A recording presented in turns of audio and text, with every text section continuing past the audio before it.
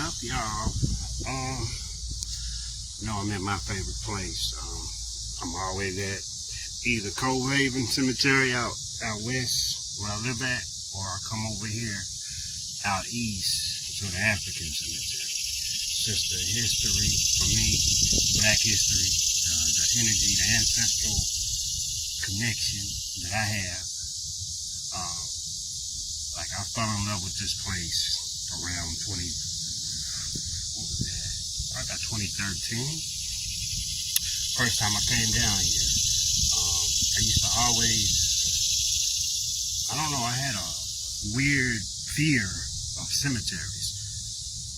So I didn't like them. I wouldn't go in them. But, so I came in here that day and I was nervous. I don't even know why. Like, I don't know. But, I don't know. I felt like I was stepping on people and shit. But I came and I had been doing some genealogy shit. So I was looking for some of my folks here. I was just going around reading the headstones. And I met a lady here.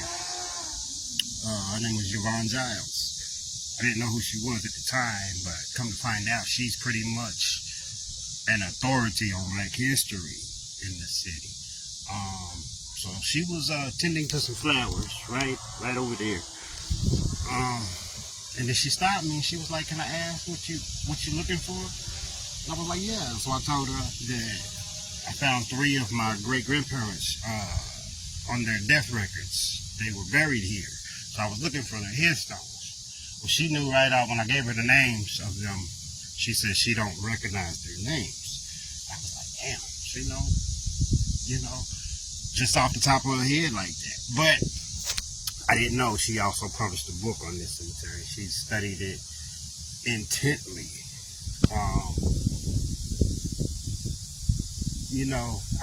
I wasn't aware of that at the time. I was just like, damn. But we sat there and we talked for about an hour. She had told me she was so happy to see a young Black man here doing what I was doing, and that her journey started the exact same way as mine. She came here, she was doing genealogy research, came here looking for her relatives. She met a man named Thomas Mundy, who said to her the same shit she said to me. That's crazy. You know what I'm saying? But I left that conversation inspired. So I wasn't even doing Black history stuff at that time. I was doing just genealogy. But she inspired me. Her work to do local Black history. Because I just realized that most of the historians, our historians, are elders. I'm like, where are the young people that need to be next in line to be the caretakers? Because I'm tired of finding books on Black history and finding out the author's white. That's not necessarily a bad thing within itself, but it's just like, damn, they writing our shit. Where are our people doing it? So, finding something that was necessary and needed, I said, well, hell, I'll do it. I don't know the first thing about it. Research and stuff. At that time, I didn't know the difference between research and Googling something. They're not the same thing.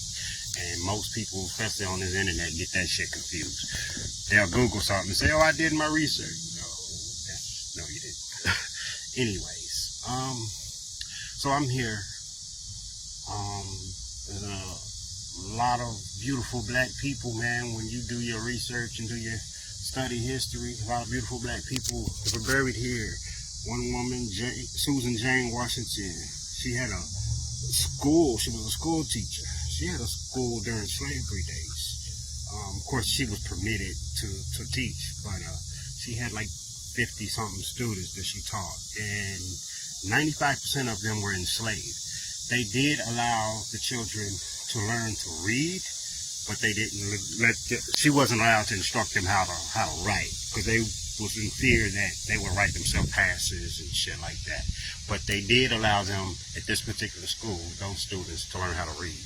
But she had her school in the 1840s, 1850s. And it was down towards 2nd Street and Corral, in that vicinity. I don't know the precise location. She's buried here. She also taught in she had a school in Versailles as well, Warford County.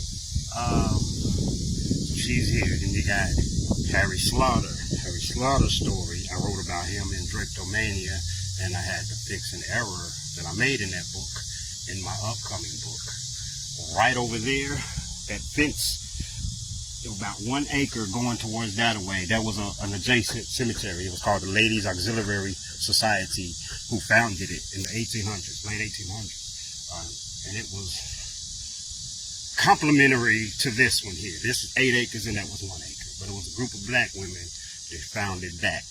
Right now, back in, I think it was in the 70s, they removed all of those bodies that were buried over there and they put them over here. So they dug mass graves and put all those people here, and that's now a junkyard. But Harry Slaughter, he took part in a slave rebellion, or they called it an insurrection, but it was a group of about 30, 40 black men who were enslaved, attempted to escape Lexington. I don't want to tell the deets because you need to get the book and read it. But he's buried here. You got George Broadus, who I wrote about. And this dude was a menace. They called him the mayor of Yelmantown. Yelmantown is West End, kind of where I live at. Well, no, I'm in Forest Hill. Yelmantown was more so Hickory. What's that street over there? Lee's Road. That area, the end of like to where rallies and stuff is, that was Yelmantown. On up, you got Forest Hill, and then you had Peach Orchard and Washington Terrace and other areas. West End wasn't one community. It was a collection of communities. George Broadus, I wrote about him briefly in some of his things that he done. He wasn't the greatest character. He got, he got his head blown off in a saloon with a fight. But I wrote about his story. He's buried here. Eliza Mitchell buried here. Who else we got? We got a lady I wrote about, I introduced in my book. Her name was Roxy Turner. She's buried here. She actually started a Pentecostal movement in the late 1800s. Really grew here.